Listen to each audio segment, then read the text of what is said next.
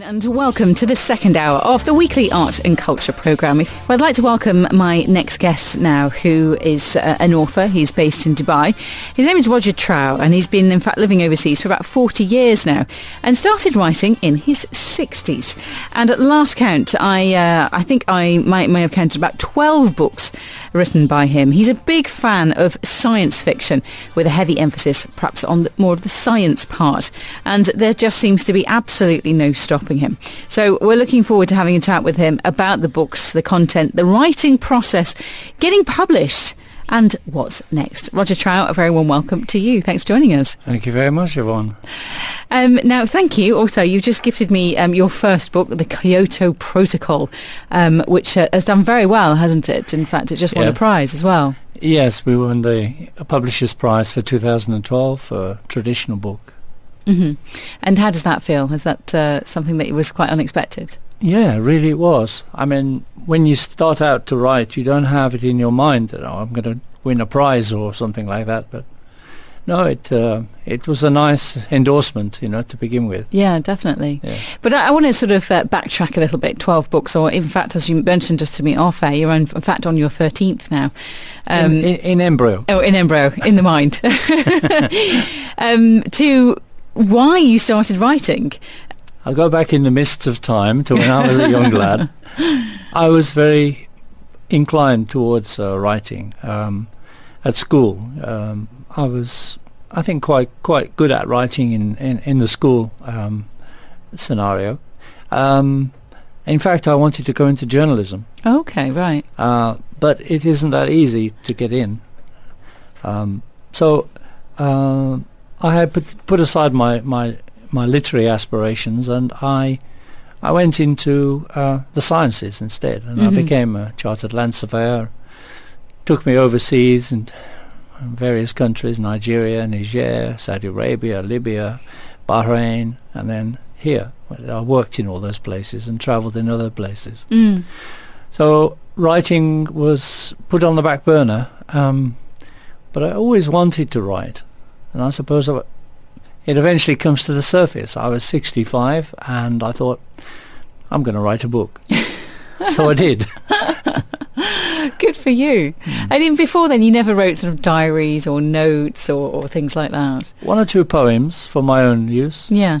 When I felt a kind of moving, I did one or two poems, but only in my own private diaries. Yeah, right. And so 65 came, and you sort of, the light bulb went off and went, right, now's the time. Yeah. Where did you start? I mean, did you always have in your mind a genre of books that you felt that you'd like to write? I hadn't really ever thought that I would sit down and write a book, but I've always been interested in science fiction. Right. It's the romantic in me, I suppose. I like fiction. I have more of an interest in the kind of science fiction that is science-based. I don't believe in little green men on the moon. I'm not that kind of a science fiction buff. So when you read my books, you will see that there is a link with current knowledge of science. Okay. And I try to keep the science fiction science-based, so that it just irritates me when I read science fiction which is inaccurate. Okay, right. You can't make something work just because you happen to want to fit your plot. It's got to have a scientific basis for what you write about. So I suppose make it in some way believable. Yeah, I think so. I mean, it just irritates the life out of me when it's not believable. I think, well, why did I buy this book? I think it was interesting. Now, I can't remember. I think it may have been a film or something, or them talking about either writing a book or making a film with a science fiction theme. And it was quite funny because there was sort of one of the characters was saying, yeah, but, how do we do that? And how do we make that happen? And what can we call that? And doesn't matter, it's science fiction, you just make it up. And then if you want to jump from one place to another, you just say we use the transporter and moved from one place. So it was, and I thought it was quite interesting, is that in this particular film, it seemed quite easy in some ways, because you could just, without it didn't need that sort of very strategic plot with all the different elements coming to place correctly. It was just like, well, just make it up because you can, because it's science fiction. Do you know what I mean? I've got teleportation in my books, but tell you the truth, I cheated. At the present time, the knowledge of how to do it's theoretically possible, but it requires a huge amount of computing power. It has actually been done. Do you know that? No. It has actually been achieved in the MIT laboratory, and they did actually teleport an object. I think it was a lab rat or something, 60 meters. But to do that, they needed the power of a supercomputer and an enormous amount of electrical power to do so. I'm absolutely flabbergasted. No, it is possible. How? There is a principle called the Heisenberg principle. Okay. Where you have to keep track of all the parameters for every individual atom. And when you have, let's say in a human being, 10 to the power of 29 atoms, all with different rotational speeds and spin rates, it takes an awful lot of power. But the Heisenberg principle points out that it's impossible to keep track of all of those dimensions. So that is one of the things that is a big hindrance to teleportation of human beings. But I cheat because I use another dimension. So, I mean, so obviously you have a big belief in different dimensions then, do you? Oh, yeah. Right. Oh, yeah. And wormholes and, I mean, do you believe in time travel?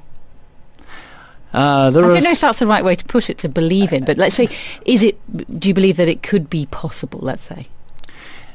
There's a number of ways in which we look at the principle of space-time. For example, how do we travel at speeds above the speed of light?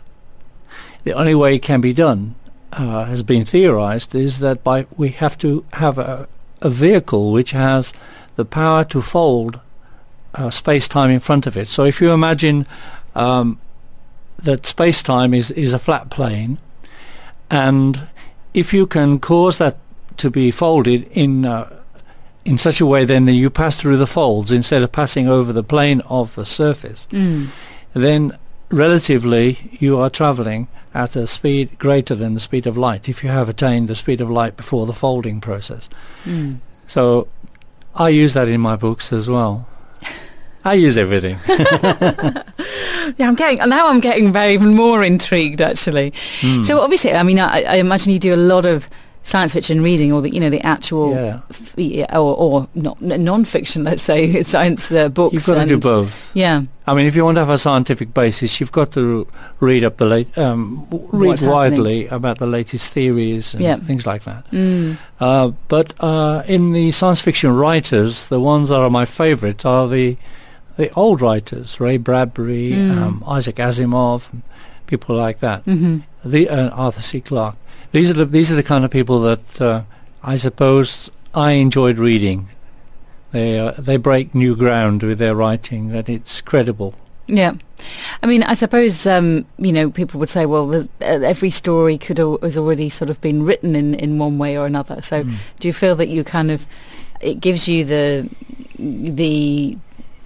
way to write something new, and Yeah, there's a lot of things that you can do to bring novelty to a particular storyline.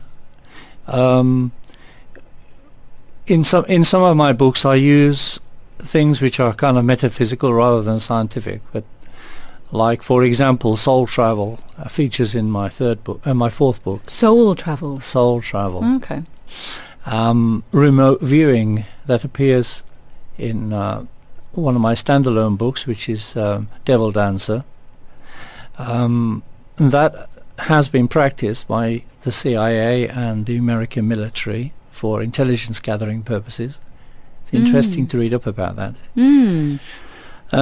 What else? Is a lot of this information readily available, or is most of it on conspiracy theory sites? Yeah, never put down a conspiracy theory. You can get a lot of information out of those sites. I know a lot of them are labelled that because I suppose they don't want to. They want to kind of not, make them credible. I try to use information as background as much as possible, which is credible. It's not always possible. It's sometimes contentious, but it helps to build a fabric around a story. Yeah.